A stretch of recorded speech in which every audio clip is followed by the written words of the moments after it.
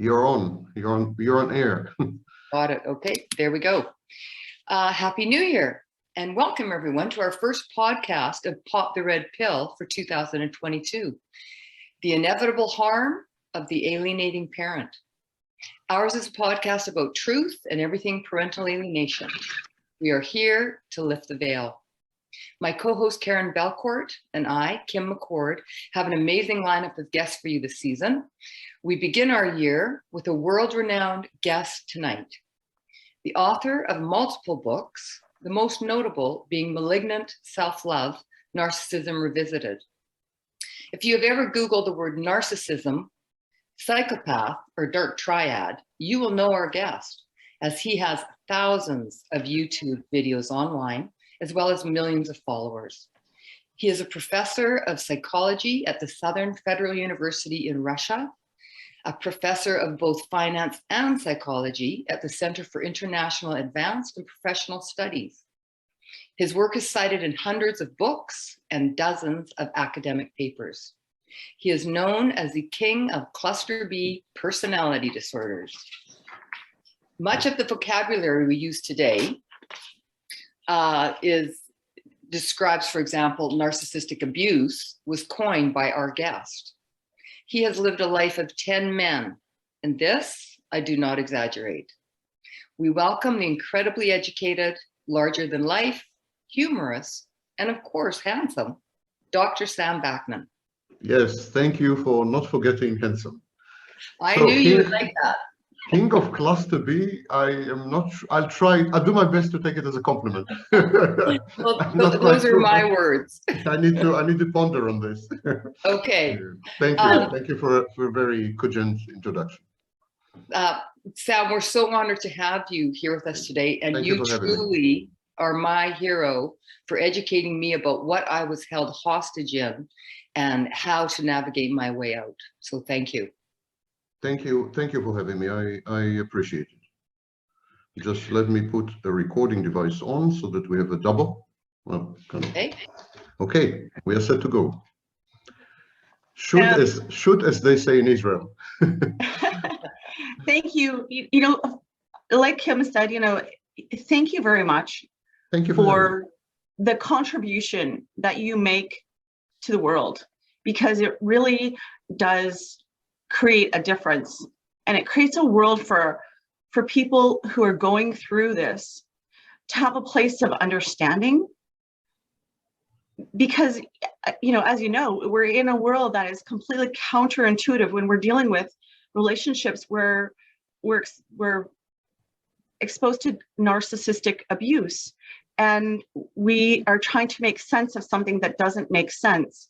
And so much of what you say gives us so much comfort. And I know for myself, you don't realize how much time you spend in my world.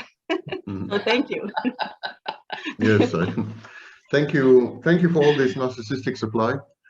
And when I started my work in 1995, the main problem I faced was the fact that there was no language to describe the experiences of victims of narcissistic abuse. And the second problem I faced is that practitioners, professionals, therapists, psychologists, psychiatrists refuse to acknowledge that narcissistic abuse is not just another garden variety of abuse, not just another form of abuse, but that it stands apart. It's utterly distinguishable from other types of pedestrian abuse. So we have sexual abuse, we have financial abuse, we have legal abuse, we have elder abuse, we have multiple forms of abuse.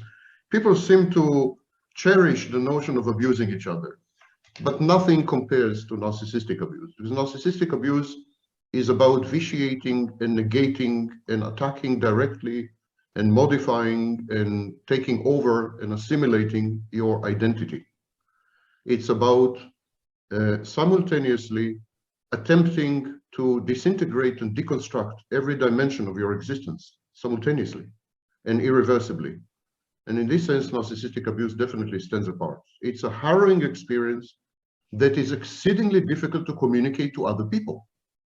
Because when you try to communicate it to other people, they keep minimizing it somehow. They keep trying to translate it into day-to-day experiences. They say, well, it's like my uncle. It is, They're trying to somehow make sense of it, but it's senseless. That's the problem. Narcissistic abuse has no meaning, no sense. It's just there like a force of nature. Okay, enough said. On to your questions. You know, that was beautiful, because that was exactly my first question to you this, today. I was going to ask you, why is narcissistic abuse different than all other kinds of abuse? And so you answered that beautifully. Thank you. So in 2011, you posted a video titled Abusive Ex Leverages Children Against You.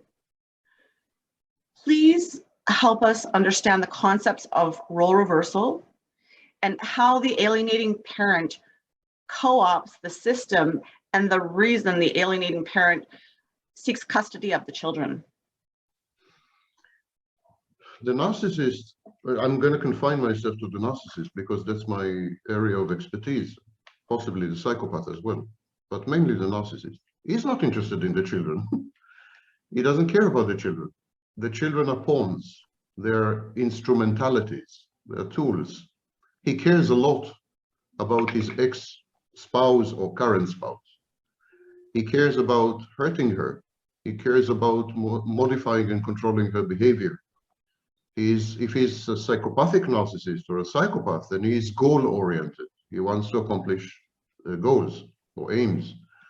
The children are just happen to be there, but he's gonna use the children and a panoply of other tools available to him, including, for example, confidential information, intimate information, divulged during the heyday and the honeymoon phase of the relationship.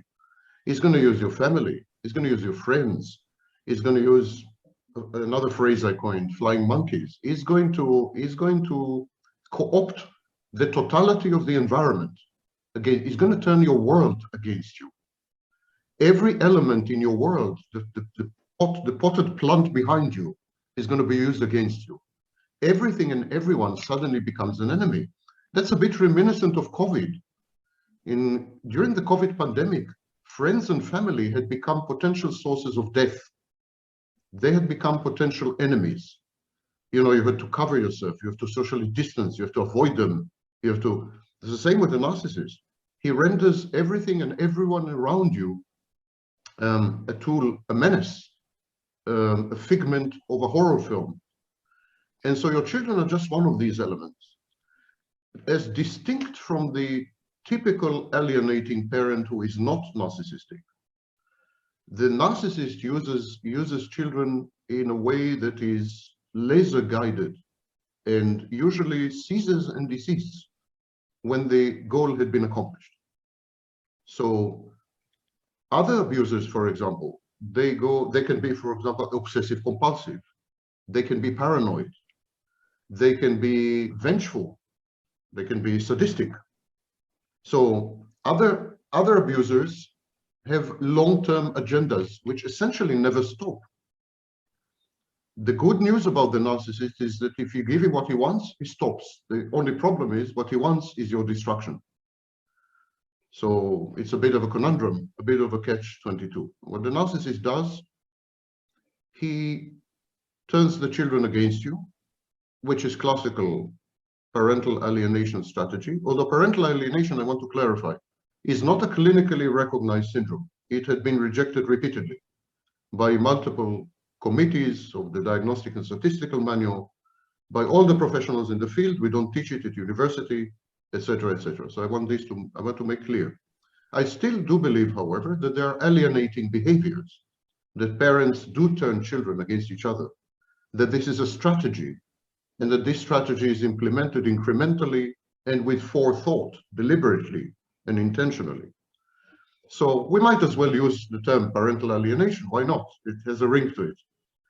So the narcissist alienates the children in a variety of ways, many of them indistinguishable from the classical alienate.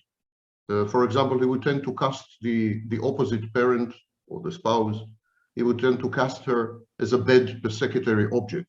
He would say she's bad, she destroyed the family, she brought this on, she can't be trusted, she's dangerous, she's stupid, she's crazy. He would devalue. He would continue the process of devaluation after the discard. Now, that's a very novel clinical observation, that it's not true that the evaluation stops with the discard. The evaluation continues forever. It continues through your children, and it continues in your mind. The narcissist embeds in your mind a voice, and this voice continues to devalue you throughout your life. This process is called introjection. So the children are used this way. This is one technique of alienation. The other technique of alienation is spying. The children are asked to spy on the other parent and bring information to the narcissist. The third technique is hurting the children in order to hurt the other parent. So, for example, behaving irresponsibly with the child, not catering to the child's medical needs, and so on and so forth, and making sure the other parent knows about it and is helpless to do anything. So that's very hurtful, and it creates anxiety disorder and so on. The fourth technique is rendering the children flying monkeys, converting the children to the cause, rendering the children worshippers of the narcissist. So the narcissist becomes the good parent, the fun parent. He's the parent with whom you go on trips, and you can smoke a joint, and you can drink together, and you can do crazy things. And then this is the fun parent, automatically casting the other parent as the non-fun parent, the disciplinarian, the harsh, the tough love parent, which no child wants. And then narcissists co-opt adolescent rebellion. Adolescents tend to define their identity in opposition to others and in comparison to peers. So what the narcissist does, he co-opts the process. He acts as a peer of the child. He becomes the child's best friend, his peer. He goes out with the child to do crazy adolescent things, and so on and so forth. And so the child bonds with the narcissistic parent on a peer level. And finally, the narcissist sometimes tries to emotionally blackmail the child into parentifying.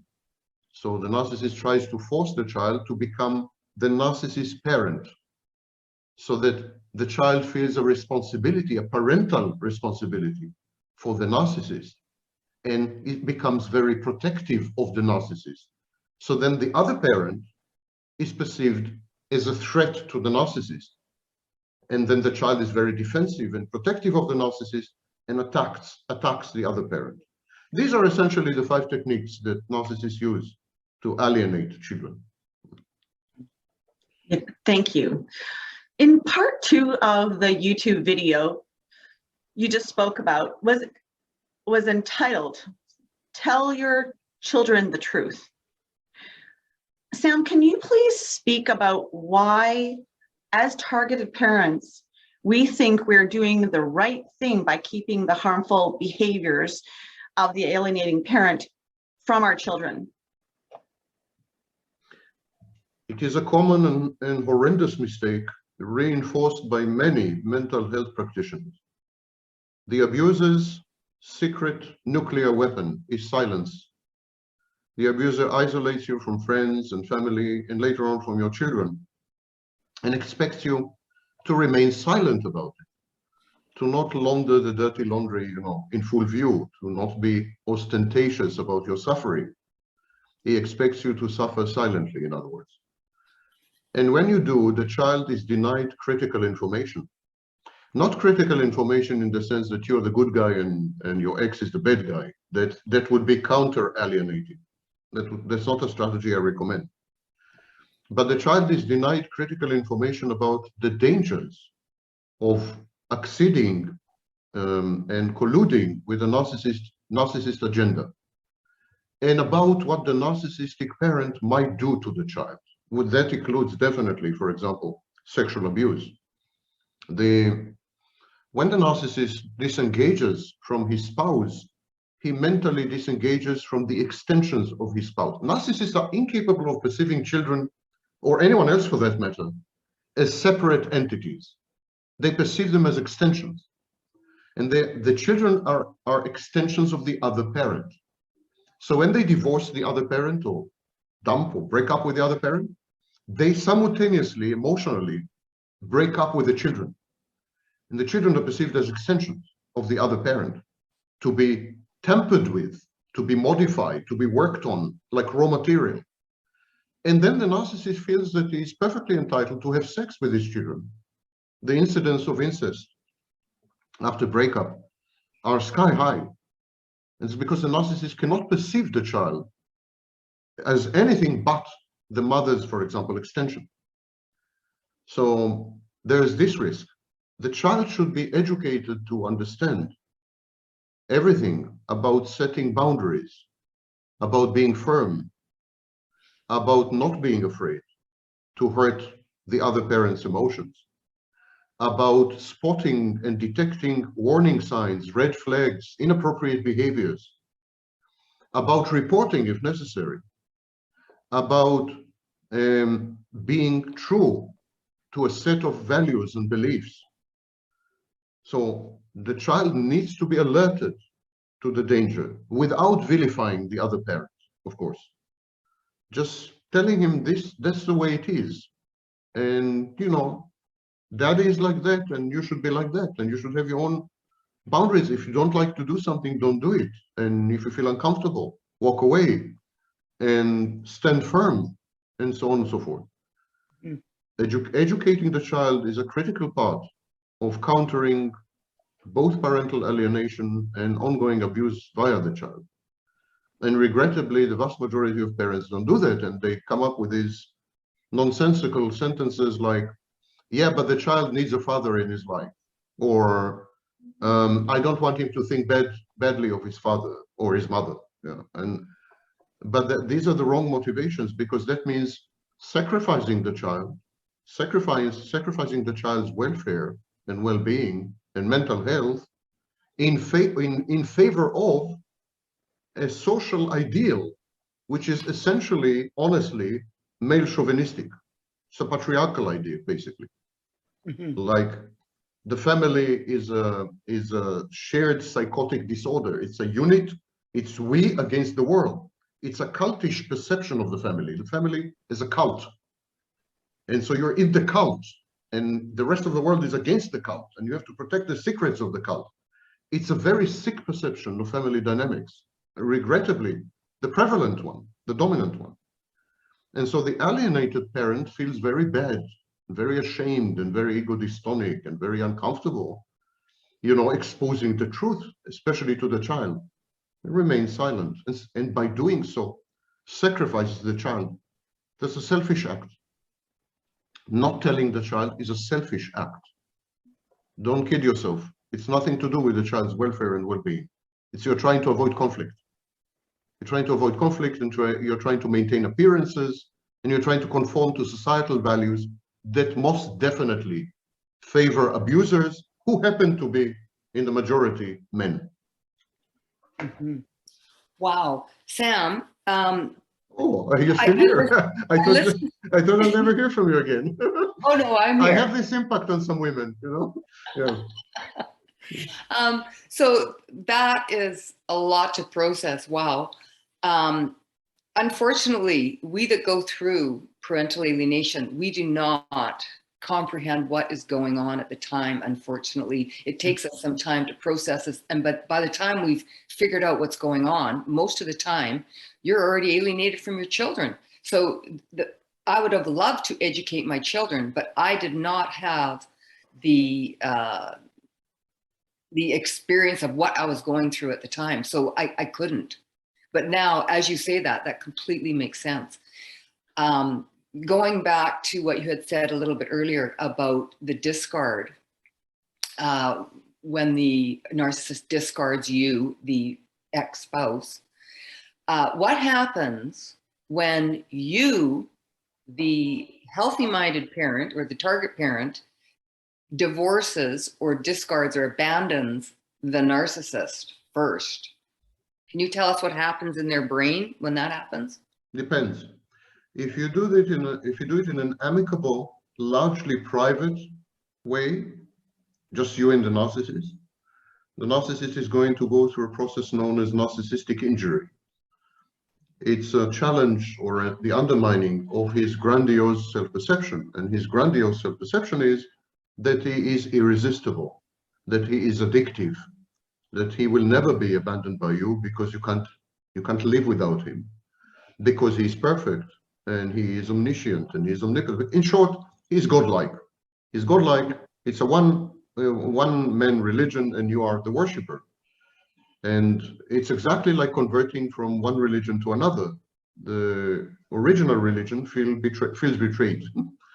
So the narcissist would feel betrayed and humiliated, would immediately cast it in terms of a morality play, where you are the good and you're good and you're evil and he's good.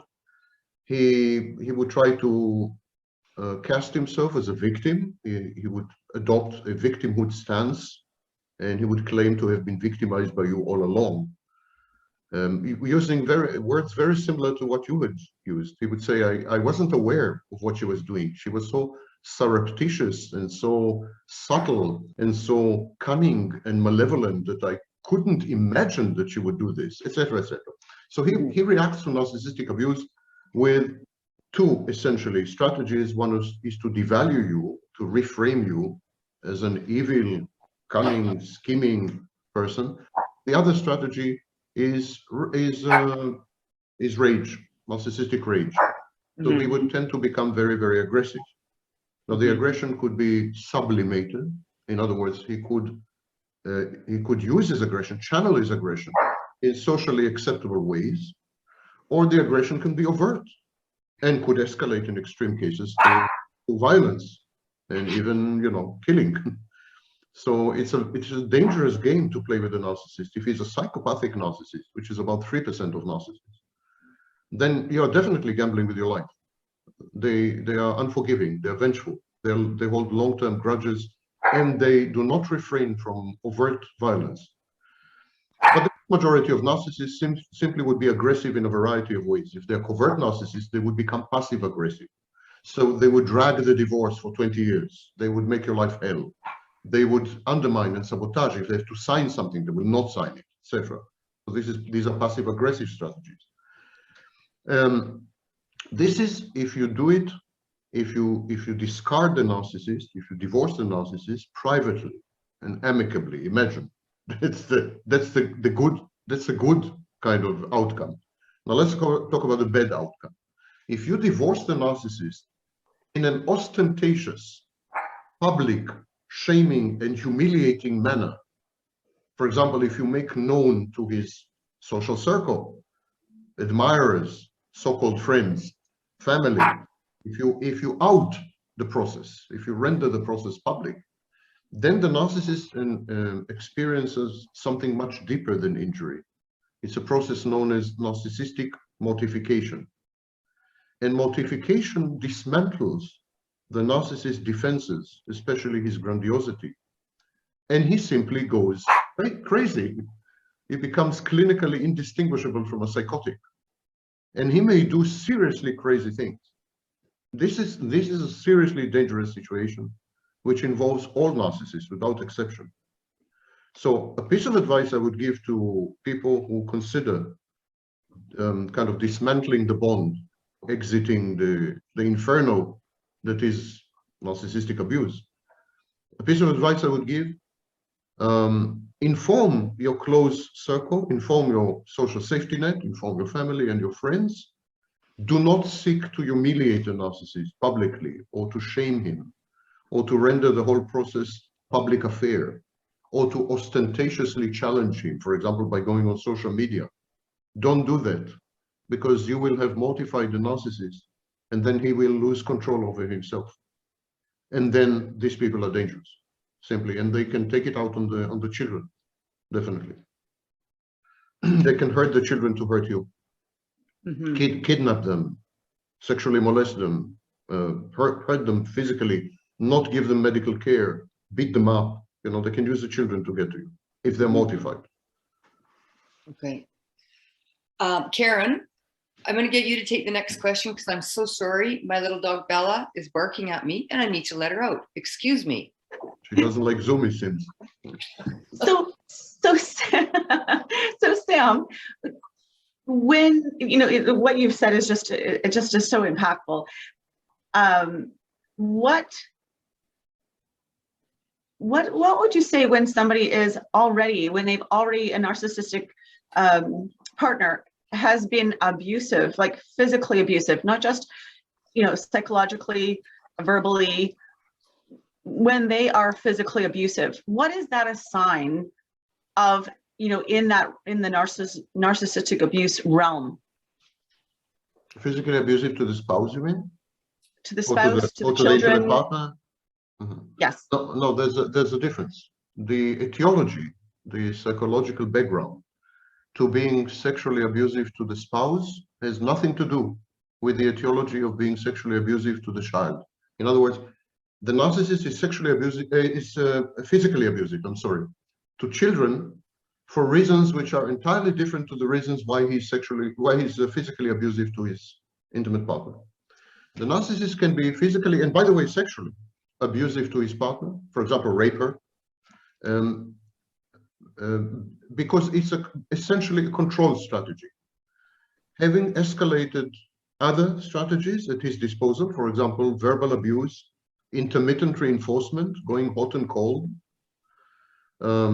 these strategies fail. The partner is too autonomous, too independent, too free-thinking, too agentic. Narcissists cannot bear that because it challenges the internal object that represents the partner. Narcissists have abandonment anxiety. They're afraid to be abandoned, exactly like borderlines. So they want you to freeze. They want you to freeze. They want you to become an Egyptian mummy. They want you to not show any signs of life, let alone independence and autonomy and agency. So when you do, they escalate their control strategies. So that first they would reprimand you, then they would verbally abuse you, then they would threaten you, etc. And if none of this works, they would resort to physical force as a form of intimidation and control strategy. Essentially, it's a psychopathic element or aspect of narcissism, the antisocial aspect. Narcissists physically and sexually abuse children for completely other reasons, which have nothing to do with the reasons to abuse the spouse or the intimate partner. They physically and sexually abuse children as a form of appropriation, annexation, merging with the child, fusing with the child, guaranteeing that the child will be utterly obedient, subservient, submissive, adoring, fawning, and obsequious. So the narcissist housebreaks the child, trains the child to become essentially a pet, an unconditionally loving and obedient pet, which then constitutes a source of narcissistic supply. And we see this, for example, when the child is very young, the narcissist is very loving, or at least imitates loving. So he's very loving, he's very caring, he's very holding, he's very attentive, because the child gives him unconditional love and narcissistic supply, admires him, adores him, adulates him. But then the child becomes an adolescent. Most children tend to become adolescent. So they become an adolescents, and adolescents are rebellious. Adolescents are developing their own identity. They separate and individuate. They become individuals. They begin to criticize the narcissist. Adolescents, they begin to disagree with the narcissist. They suddenly have their own opinions. They have their own friends, their own pastimes. The narcissist feels neglected and abandoned by his children because they had become independent.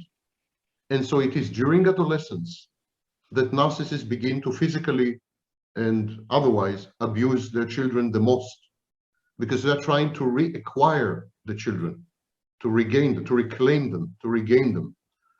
And so this dynamic is very pernicious, because the narcissistic parent is signaling to the child, by becoming separate from me, by becoming your own person, by becoming an individual, you're hurting me.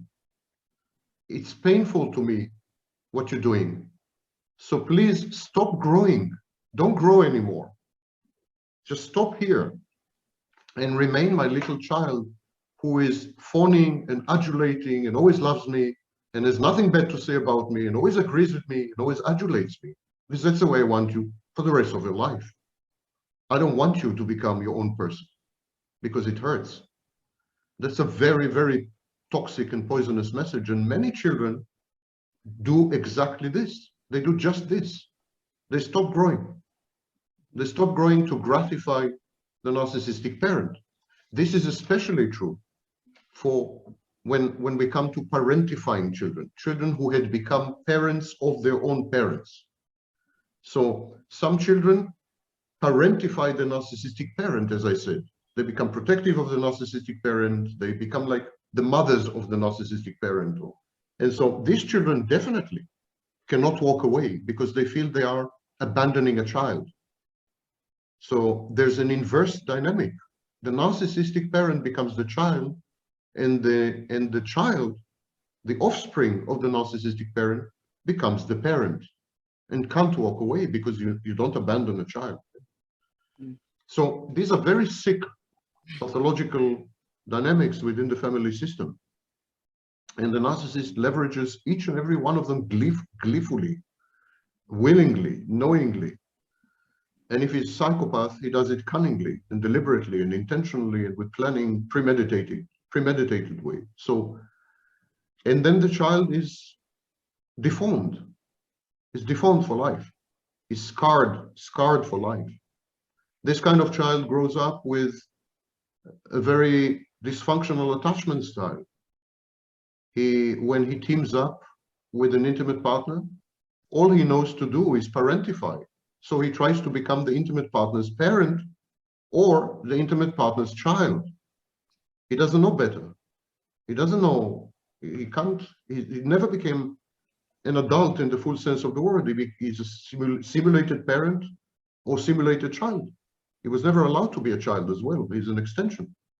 Now, the other parent is there, watching all these dynamics. But the problem is the law, for example, law enforcement, mental health practitioners, they don't recognize these dynamics. You can't go to a police station and say, I want to file a complaint against my husband, he's parentifying my child. You can't do that. You can't even explain it to the vast, overwhelming majority of therapists. They don't know what the hell is parentifying. They never heard of it. You can't complain to a judge or to an evaluator or to a court-appointed psychologist. You can't complain to them that the narcissist is subverting the child's ability to associate with his peers, because every time the child associates with his peers, he's punished one way or another, passive-aggressively or aggressively. You can't do that. There's no way for anyone to really wrap his head around this. It's so people, I mean, even psychologists will tell you, well, he's just being careful. The world is very dangerous, so he's just being protective. And maybe, yeah, he's a bit overprotective. It's impossible to communicate the reality inside the cell, the bubble of narcissistic abuse. And that is, I think, the victim's most horrendous predicament, not the abuse itself, because we can withstand, as human beings, we are resilient. We can withstand the most horrible circumstances. We expect to be mistreated, many of us. We believe in a hostile world, essentially. So that's not what breaks people. What breaks people is the inability to communicate, the feeling of infinite existential solitude, because no one gets what's happening to you. Not even people on forums of narcissistic abuse. Each dysfunctional family is writing its own rules, and these are idiosyncratic. They're unique to that family or to that unit, household. They're unique. Each narcissist is very creative at constructing a virtual reality, an alternative universe where there is inverted logic, where things which might horrify outside observers become the norm. And so you start to feel yourself as a victim being co-opted into the delusion, into the fantasy. You start to support the fantasy. You start to be very defensive and protective. So sometimes I come across victims who reject when they're confronted with the incontrovertible evidence that the narcissist is doing bad things to their common children. They reject it. They say, well, I think you're exaggerating. No, it's not that bad. It's not that bad. They defend the dysfunctional, utterly sick unit, household, family, against outsiders because they had been conditioned to do so by the narcissist. Oh, yes, we can completely understand what you're saying because I've lived that.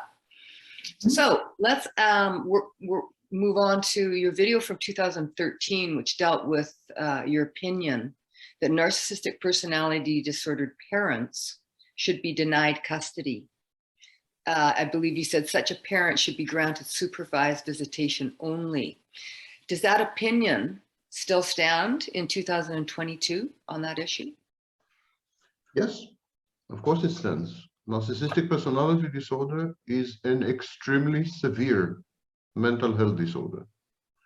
As we would not grant visitation rights, for example, to a parent with active psychosis, someone who is psychotic disorder is on strong antipsychotic medication.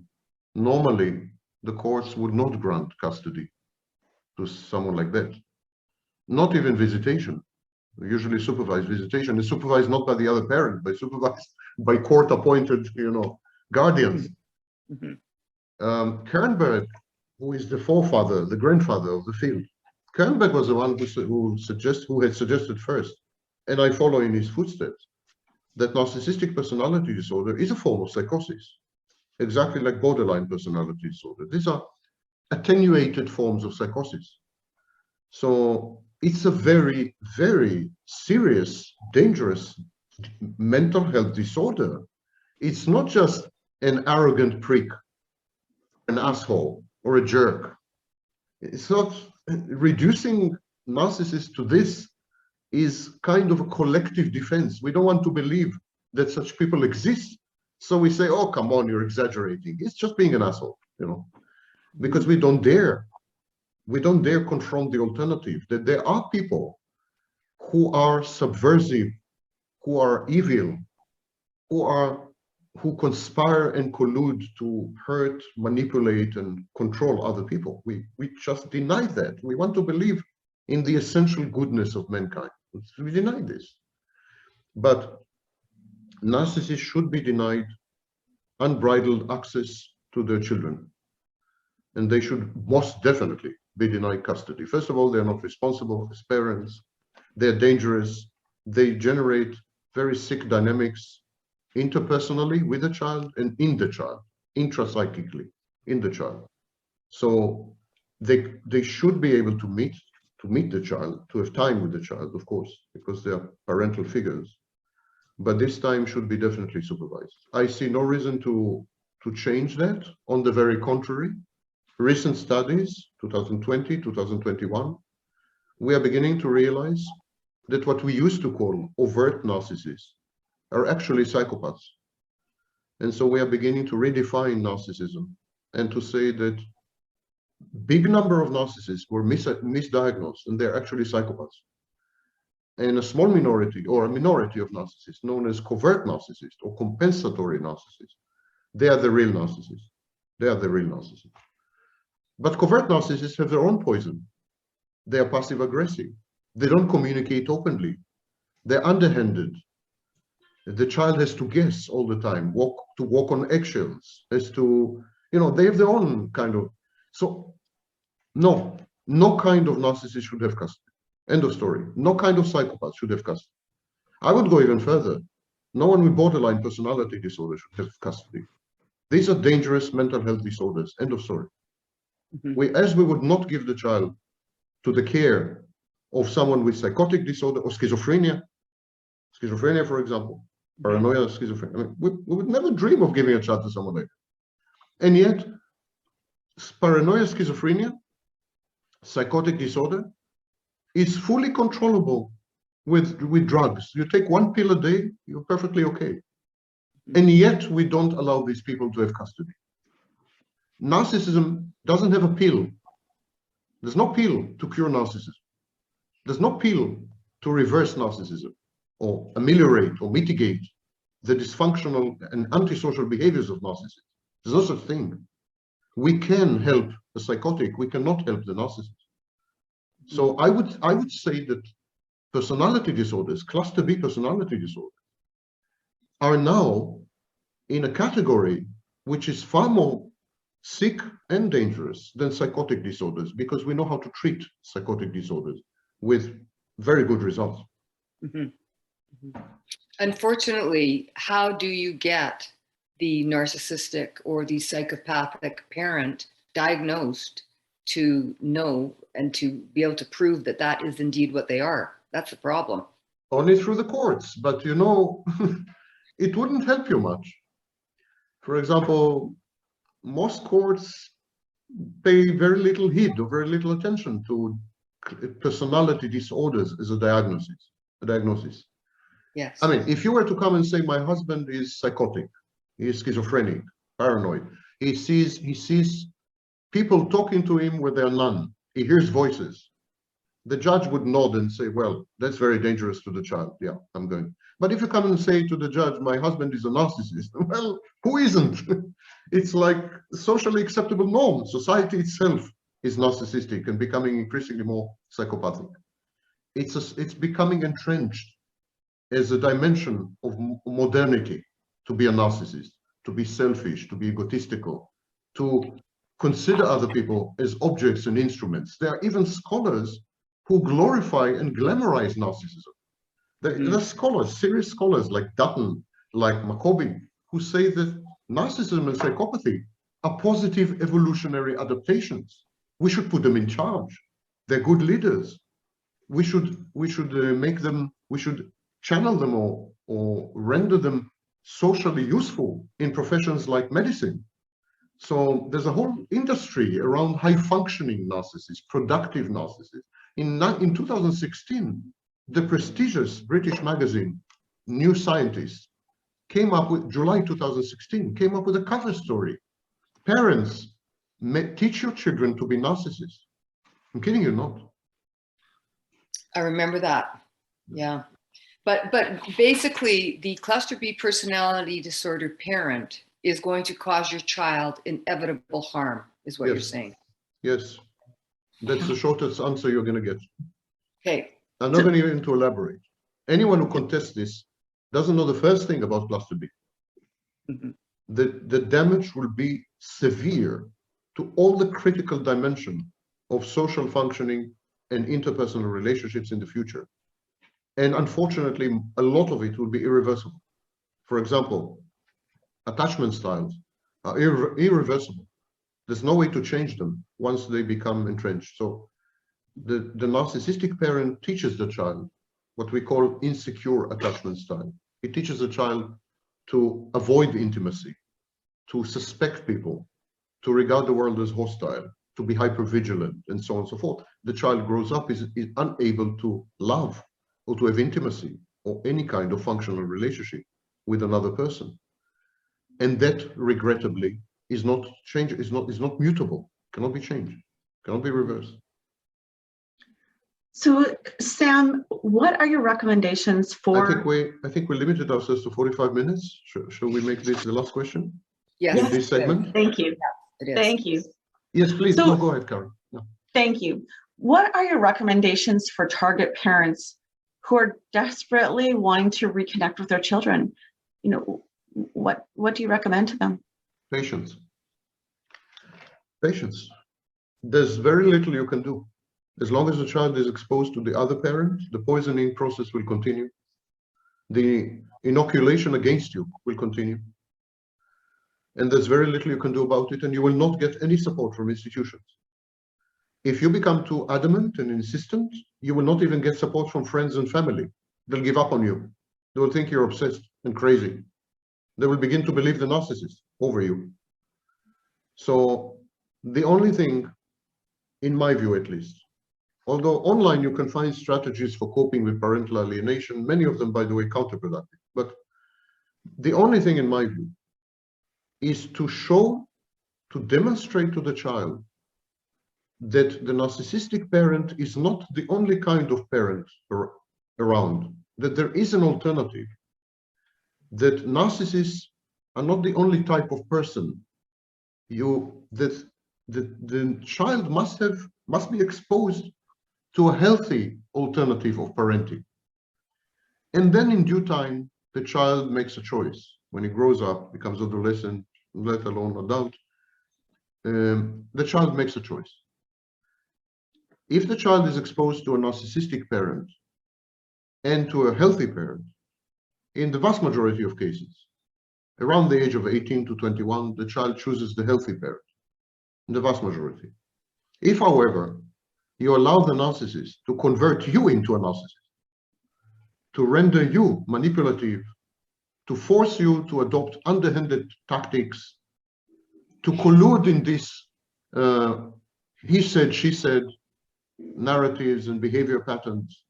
If you, in other words, get infected with narcissism, then the child has to choose between two narcissistic parents. And that's a bad choice. You need to stay centered, boundaried, focused. You need to adhere to your values and respect yourself. And you need to act with dignity. And you need to foster in the child the realization that, yeah, you can be like, for example, daddy, but you can also be like me. And now you choose. It also shows the child, it also respects the child.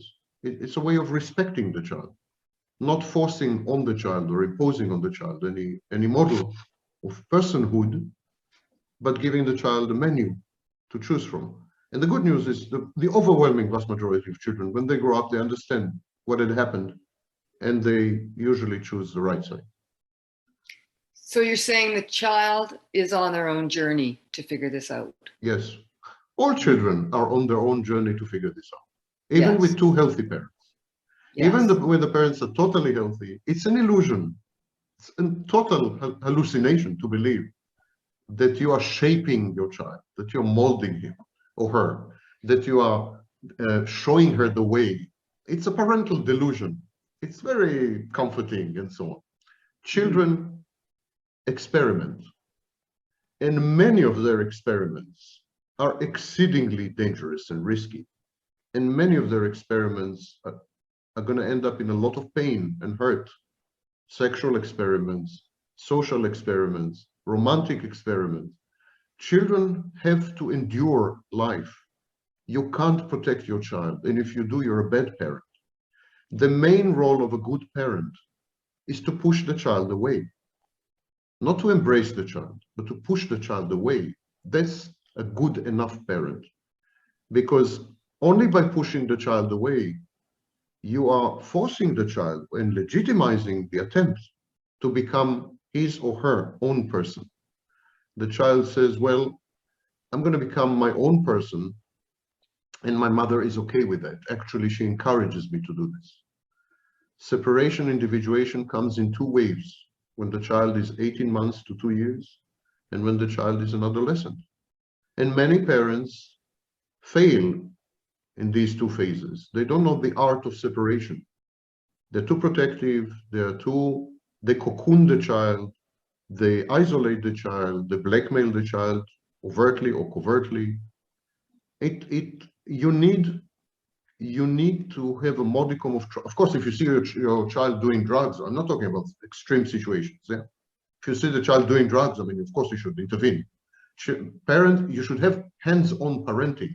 But hands-on parenting is not the equivalent of control, not the equivalent of solitary confinement for the child. Hand-on parenting is the vigilant monitoring of the child's experimentation with life. And then when real danger rears its head, you intervene. If the child stands to experience pain, you do not intervene. Pain is the greatest teacher. The child needs to experience pain. And the child needs to experience some danger. These are great teachers. And to deny the child this education renders a child an eternal child, which is a very good way of describing a narcissist. Mm-hmm. Sam, that's it for Pop the Red Pill tonight. Thank you very much. Your information has been unbelievable. Thank you for having me. My name is Kim McCord, and we hope you have learned something valuable tonight and enjoyed your time with us. Apologies to your dog. I didn't mean to do it to him. To her, I'm sorry. Okay. 10 minutes. Take care. Thanks. Thank you. I'm stopping the recording. Okay.